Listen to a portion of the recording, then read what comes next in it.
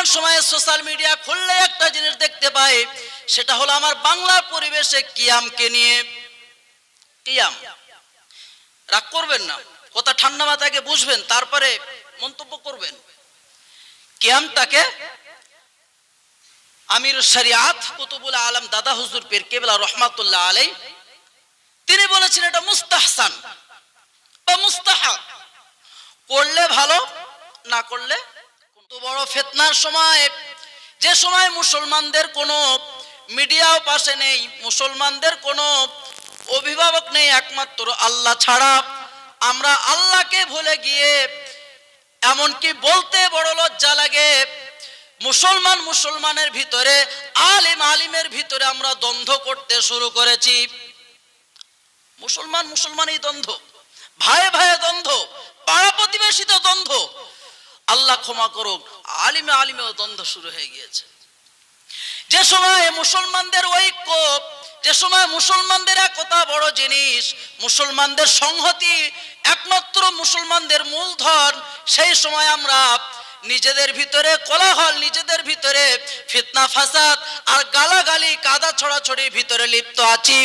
একান্ত মুসলিম শুধু নয়, বরং স্টেজগুলো, ইসলামী স্টেজগুলো, নবীওয়ালা মঞ্চগুলো, আল্লাহ রসুলের ওয়ারিস উলামাদের ভিতরেও এই রোগ কিন্তু মারাত্মকভাবে গ্রাস করেছে। ঠিক না বেঠিক? যে সময় মুসলমানদের ঐক্য বড় জিনিস, মুসলমানদের একতা, এক প্ল্যাটফর্মে আসা খুব বস্তু বড় জিনিস, সে সময় আমরা নিজেদের কোলাহলে, নিজেদের প্রচার প্রসারে আমরা ব্যস্ত হয়ে গিয়েছি। আপনারা শুনেছেন কি জানি না, যেখানে ফিলিস্তিনে মুসলমানদের উপর অত্যাচার হচ্ছে, সেখানে কিন্তু দেখা হয়নি এই মুসলমানটা আহলে সুন্নাত ওয়াল জামাতের, হানাফি মাযহাবের, এই মুসলমানটা সে কি শাফি মাযহাবের, এই মুসলমানটা সে কি ইমাম আহমদের অনুসারী, এই মুসলমানটা সে কি বেরেলভি, এই মুসলমানটা সে কি দেওবন্দি, এই মুসলমানটা সে কি লামাযহাবি, এই মুসলমানটা সে কি দেওবন্দি না তাবলিগি না জামাত ইসলামী কি আজান গাছি, এসব কিন্তু কিছু দেখা হয় না। গত কয়েক বছর পূর্বে যখন মায়ানমারে মুসলমানদেরকে কচু কাটা হয়েছে, মুসলমানদেরকে যখন অত্যাচারে স্টিম রোলার চালানো হয়েছে, একবারের জন্য কিন্তু তারা দেখেনি এই মুসলমানটা আহলে সুন্নাত ওয়াল জামাতের নাকি লামাযহাবি, নাকি আহলে হাদিস, নাকি ইমাম শাফির অনুসারী, নাকি ইমাম আবু হানিফার অনুসারী, নাকি ফুরফুরাবি, নাকি বেরেলভি, নাকি তাবলিগি। এটা কিন্তু একবারও দেখেনি। তারা শুধু দেখেছে মুসলমান, তাদেরকে হত্যা করা হয়েছে। এত কিছুর পরে আমাদের একত্ববাদের বহু দরকার, আমাদের ঐক্য সংহতি বড় দরকার, এক প্ল্যাটফর্মে এসে হুঙ্কার ছাড়া দরকার। সেখানে আমরা নিজেদের ভিতরে বিভক্ত হয়ে গিয়েছি। ঠিক না বেঠিক? বিশেষ করে বর্তমান সময়ে সোশ্যাল মিডিয়া খুললে একটা জিনিস দেখতে পাই, সেটা হলো আমার বাংলার পরিবেশে কিয়ামকে নিয়ে। কিয়াম, রাগ করবেন না, কথা ঠান্ডা মাথায় বুঝবেন, তারপরে মন্তব্য করবেন। কিয়ামটাকে আমির শরিয়াত কুতুবুল আলম দাদা হুজুর পীর কেবলা রহমাতুল্লাহ আলাইহি তিনি বলেছেন এটা মুস্তাহসান বা মুস্তাহাব, করলে ভালো, না করলে কোনো গুনাহ নেই। ইয়া আইয়ুহাল্লাযীনা আমানু সাল্লু আলাইহি ওয়া সাল্লিমু তাসলিমা। বিশ্ব নবীর উপর আল্লাহ দরুদ পাঠান। আল্লাহ দরুদ পাঠানো অনেক ব্যাখ্যা রয়েছে, সেদিকে আমি যাচ্ছি না, তোমরাও দরুদ পাঠাও। দরুদ আমাদেরকে পাঠাতে হবে। এখন বসে পাঠাবো না দাঁড়িয়ে পাঠাবো, এটা আমাদের ব্যাপার, এটা ভক্তির ব্যাপার। তর্কের খাতিরে মেনেই নিলাম দাদা হুজুর পীর কেবলা রহমাতুল্লাহ আলাইহি তিনি বলেছেন কিয়ামটা হলো মুস্তাহসান, অর্থাৎ দাঁড়িয়ে দাঁড়িয়ে সালাম পড়াটা হলো মুস্তাহসান। অর্থাৎ ওইভাবে তিনি বলতে চাচ্ছেন, ওইভাবে দাঁড়িয়ে দাঁড়িয়ে কেউ যদি সালাম পাঠায় সেটা হলো মুস্তাহসান, ভালো জিনিস। এ বিষয়ে দ্বন্দ্ব করার কোনো প্রয়োজন নেই।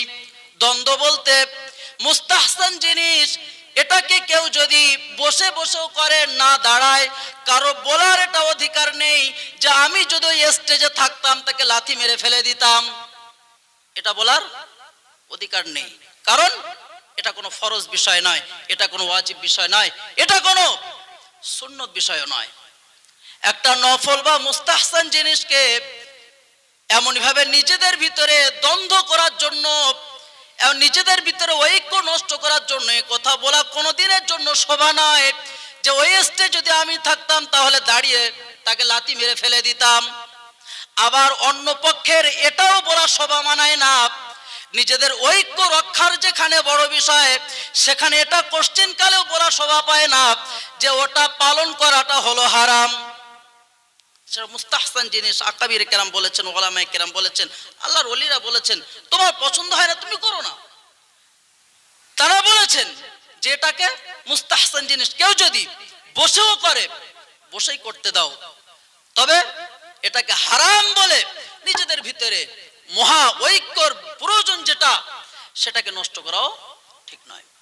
কিন্তু এই সামান্য ছোট্ট জিনিসকে আমরা লক্ষ্য করে দেখতে পাচ্ছি বর্তমান সময়ে যারা ফুরফুরাবি, যারা হেজবুল্লাহ ফুরফুরা, তারা তাবলিগি জামাত দেওবন্দিকে দেখতে পাচ্ছে না।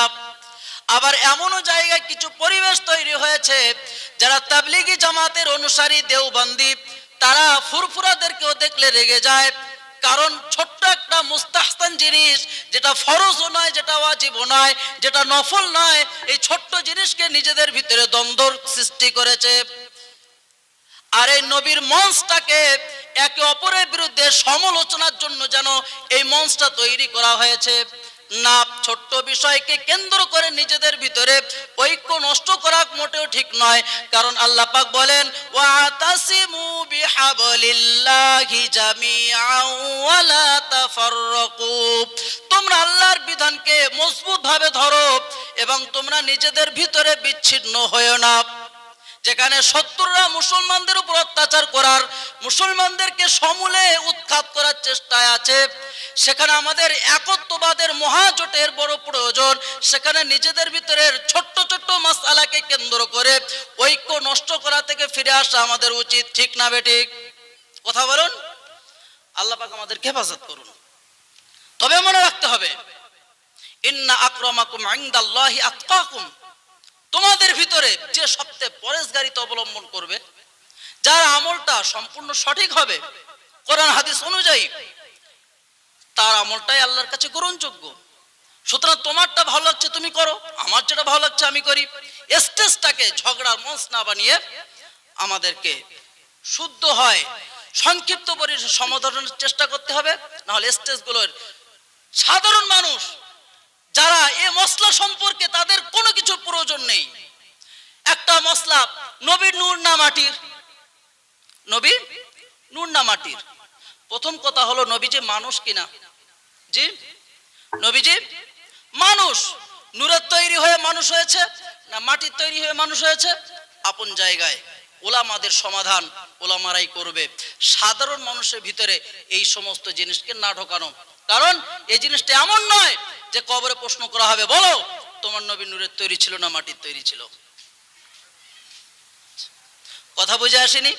এই ছোট্ট ছোট্ট বিষয় যেগুলো সাধারণ মানুষের সঙ্গে কোনো সম্পর্ক নেই, সেগুলো করে নিজেদের ভিতরে ঐক্যটাকে নষ্ট না করা, একতাবদ্ধ হওয়া, এটা আমাদের প্রধান কর্তব্য। একতার সঙ্গে মিলেমিশে চলা, পাড়ায় পাড়ায় মুসলিমদের ভ্রাতৃত্ব তৈরি করা, এটা আমাদের প্রধান কর্তব্য। সাথে আল্লাহর বিধানগুলোকে সুন্দরভাবে আঁকড়ে ধরা, আল্লাহর রশিকে, আল্লাহর বিধানকে, প্রিয় রাসূল সাল্লাল্লাহু আলাইহি ওয়াসাল্লামের তরিকাকে আমাদেরকে সুন্দরভাবে পালন করা, এটা আমাদের প্রধান কর্তব্য। যদি আমরা করতে পারি ফিলিস্তিনের মুসলমানদের জন্য, তবে আমাদের দোয়া কিন্তু কার্যকারী হবে। আজকের জলসা তবেই সার্থকতা হবে। আমাদের জলসার থেকে দোয়া করা তবে সার্থকতা হবে যদি আমরা আল্লাহর পথে ফিরে আসি। অমুসলিমদের কৃষ্টি কালচার, বিশেষ করে খতরনাক জাত ইহুদি জাতের কৃষ্টি কালচার থেকে যদি আমরা ফিরে এসে আল্লাহর কাছে তওবা ইস্তেগফার করি, ইসলামের পথে ফিরে আসি, নবীর আদর্শে আদর্শিত হই, কোরআনের আদর্শে আদর্শিত হই, সন্তানগুলোকে আল্লাহর রশির উপরে, আল্লাহর বিধানের উপরে অটল করি, রাসূলের তরিকার উপরে অটল করতে পারি, তবেই আমরা আল্লাহ রাব্বুল আলামিনের কাছে সম্মানের পাত্র হব, রাসূলের প্রিয় উম্মত হব। আল্লাহ পাক তৌফিক দান করুন। সকলে বলুন আল্লাহুম্মা আমিন।